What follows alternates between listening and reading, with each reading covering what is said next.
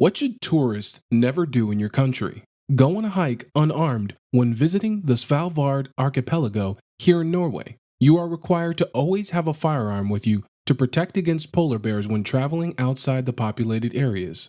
Is it easy for a tourist to get access to a firearm legally, or would they need to have a local person with them? Ironically, you can only rent guns from the polar bears. Have a great visit. If you ask someone in Norway, "How are you doing?" they will provide a genuine response.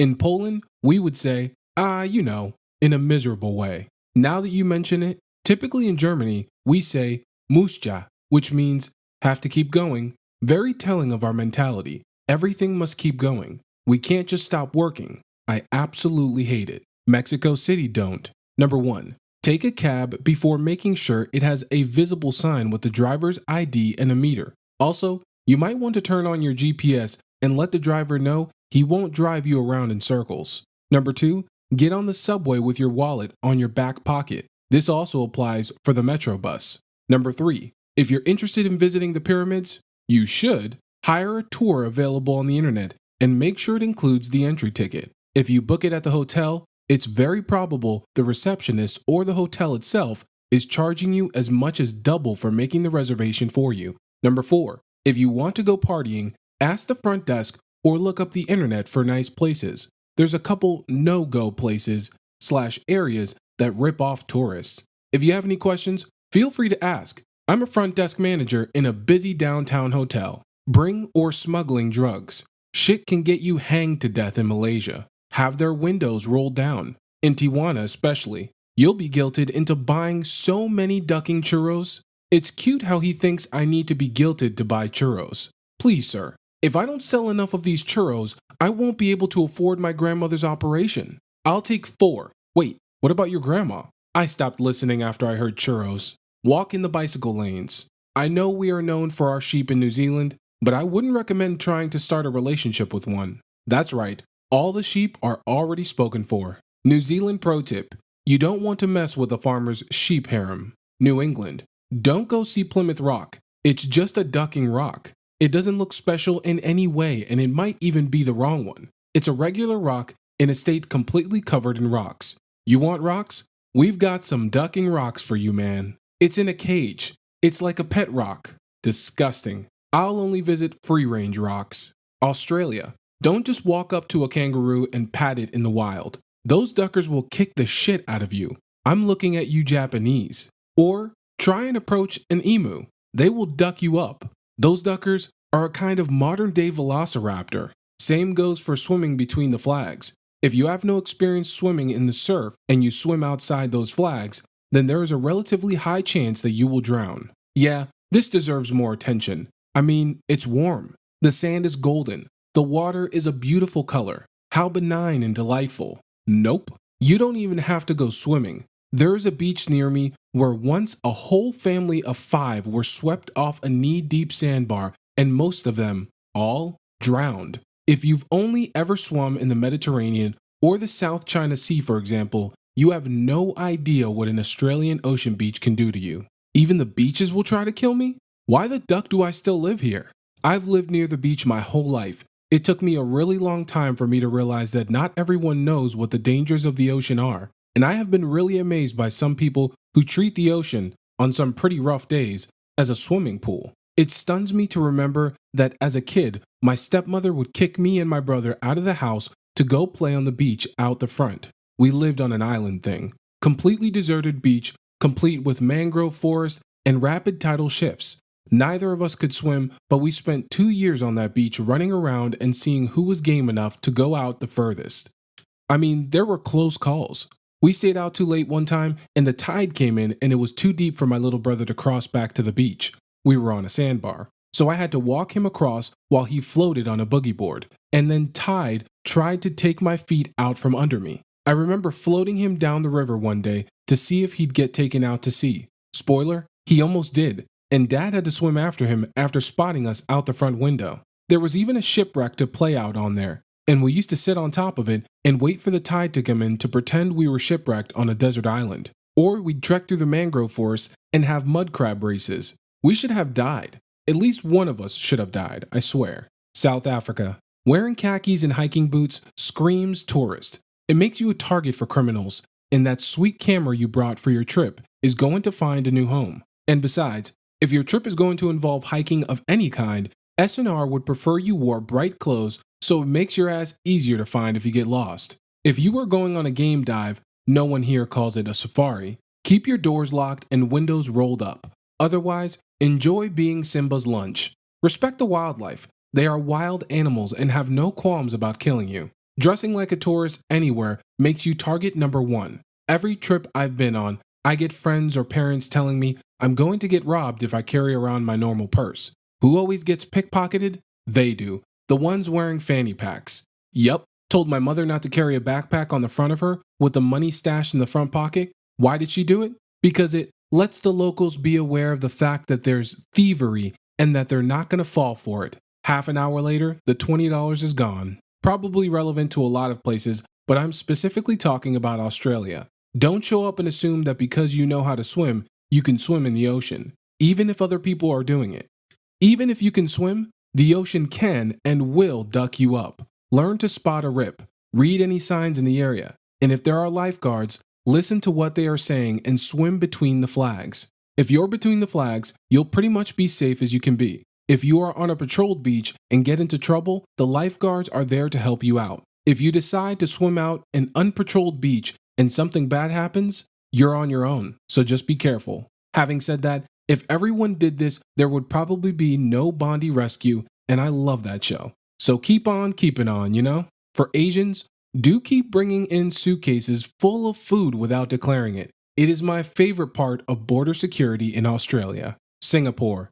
Don't ever go to Sim Lim Square or Lucky Plaza to buy electronics. No matter how good the prices seem, you will get screwed. Order the bar a round of Irish car bombs. Jamaica. Take a public taxi, unless you want to know what NFS Most Wanted feels like in real life. I've been in taxis and legit seen people pay the driver in weed. Yes, marijuana. Depends on the area you're in though.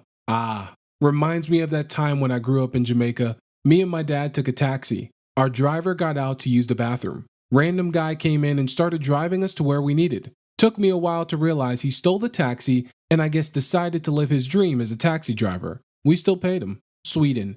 Sit next to a local on the bus. Britain. Don't speak like you grew up in the East End. We know you didn't. Poland. Maybe not never, but be cautious while getting a cab at the airport or train stations. Most of the guys will try to rip foreigners off. Also, never leave our country without trying traditional Polish cuisine, because it's awesome. Italy. Things you don't want to do.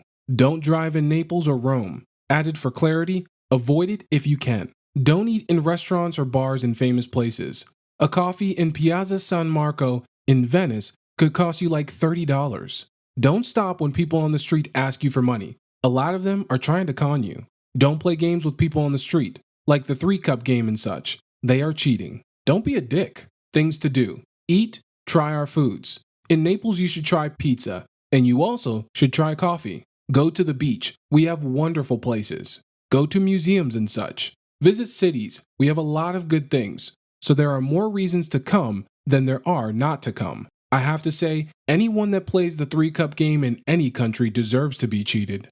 Nah, all you gotta do is, this one and that one are both the wrong card. You will win. Canada. Do not get out of your car to look at bears. Do not feed the bears. Do not stop in the middle of a highway lane to look at bears. Bears do not kill you before they start eating you. This applies to mooses as well. Don't do the following things in Quebec. Make fun of sovereignty. Make fun of their language or culture. Drive. The Quebecois will not kill you before they start eating you. Additionally, when driving a ski-doo, do not drive over a frozen lake. Do not do an extended hike without making sure people know your itinerary. Using all-season tires in winter will get you killed. Nature in Canada kills only the people who had it coming. Costa Rica. Drive. You just don't want to. People here drive like idiots.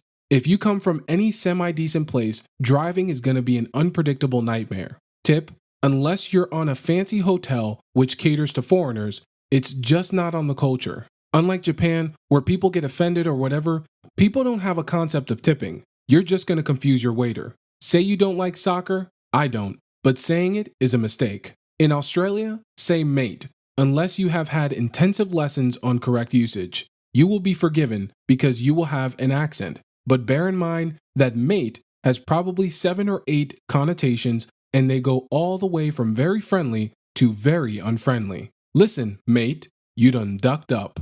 You alright, mate? Translation: what the duck are you doing, you ducking idiot? Scotland, don'ts. Insult in brew. Talk about London or the Tories. Ask why we aren't all wearing kilts and eating haggis. We generally only wear kilts for weddings, formal events, or Scotland games. Be afraid to talk to people in Glasgow. They may look a bit rough, but Glasgow is one of the friendliest places you could go to if you're nice. Us Scots are all about having a laugh and a good time, so don't be weirded out if some random guy just strikes up a conversation with you. Edinburgh, on the other hand, isn't as friendly. Attempt to impress us with your shitty impersonation of a Scottish accent? We might pretend to laugh, but really, you just look stupid. Say our Scottish notes are not legal tender. The English have pissed us off way too many times with this line. Try to bomb our airports? We'll duck you up. Forget your kegel. Google it. Be a shite bag. Do's. Visit the landmarks. Castles, locks, historical battle sites, museums, science centers, whiskey distilleries, etc. Lots of fun activities to be had. Visit the highlands and islands. Unbelievable scenery and people. Visit Edinburgh. It is one of the most beautiful cities in terms of architecture, skyline, etc. You should definitely visit the Fringe Festival during the summer, or if you go in the winter, you need to stay for the Hogmanay party, New Year's Eve. There's also a wide variety of clubs, pubs, and bars, so no matter what kind of music or entertainment you're looking for, it shouldn't be too hard to find somewhere that provides that. Also, go to the zoo, music and art festivals. There's a bunch of boutique music festivals around the country such as Wickerman and Belladrum that need to be experienced, or, if you want to go bigger, Tea in the Park. Scotland is famous for having incredible crowd atmosphere at music events, and the vast majority of festival goers are super friendly and up for any party when severely drunk. Just watch out for Neds. Drive through the countryside. Pretty much the whole country is countryside. Go the long routes when driving. You will see some beautiful landscapes of hills, glens, lakes, lochs. Get some chill music on whilst doing so, and it'll make you realize how amazing nature and the earth really is. If you decide to go camping in the countryside, make sure you are well prepared for low as duck temperatures and a shitload of midges. Try traditional Scottish cuisine. It may look or sound horrible, but 70% of the time it is tasty as duck, 100% of the time. Try Buckfast, tonic wine. Many people associate it with Neds, but it gets you rather ducked, rather fast, and gives you lots of energy, which not many alcoholic beverages provide. If Buckfast isn't your thing, Scotch will be. Compliment us for providing the world with Earn Brew. I live in DC, which has camera surveillance for most of the city. Don't drive. Those speed cameras will duck you over. Don't touch the monuments in general, but especially don't touch the fence by the White House. Don't toss stuff over the fence by the White House. Don't yell at the White House. Just don't go near the White House. Britain. Don't antagonize the Queen's Guard. They are well within their rights to lay hands on you if you provoke them. Visit. I'm from El Salvador. Just go to another country. Anywhere, really. America. Plan too much. If you want to see the Statue of Liberty, the Smithsonian, the Alamo, the Grand Canyon, you're going to spend all of your time driving. Pick a specific area and do everything you can in there. Iceland. Don't try to do stuff with us. America. Specifically Arizona. Do not eat oleanders or anything that's touched their sap. In fact, just don't touch them at all. They're crazy poisonous, but they look so green and pretty that we plant them goddamn everywhere. I'm not joking. They line the sides of the road. They're in people's yards, and we even plant them in grade school playgrounds. We're crazy like that. Do not drive in a dust storm. For God's sake, pull over and wait it out. Don't just drive blind and hope you don't hit anyone. On a similar note, if you come during our brief rainy season, be prepared for us to freak the duck out and drive like madmen all over the road, the wrong side of the road, anything, because apparently water coming from the sky means it's time for the rapture. The Grand Canyon isn't conveniently located next to anything. Sorry. Downtown Phoenix. Jedi hand wave. This is not the downtown you are looking for. Seriously, it's all bank offices and bars that close at, no lie, 9 p.m. If you're going to be driving through the desert at some point, It's 3 gallons of water per person, minimum. And if your car breaks down, for God's sake, stay near it. Search and rescue helicopters can spot your vehicle long before they'll see you. Most of Phoenix is safe enough during the day, but there are parts that you don't go into at night if you're wearing the wrong colors. I've lived around Phoenix my whole life, and I couldn't tell you precisely where. Just stay the duck out of South Phoenix at night altogether. That's my advice. Don't come during July. Dear God, are you a masochist? Thank you for watching today's video. If you enjoyed it, then make sure to like and subscribe. Also, feel free to comment any video idea you would like us to cover next.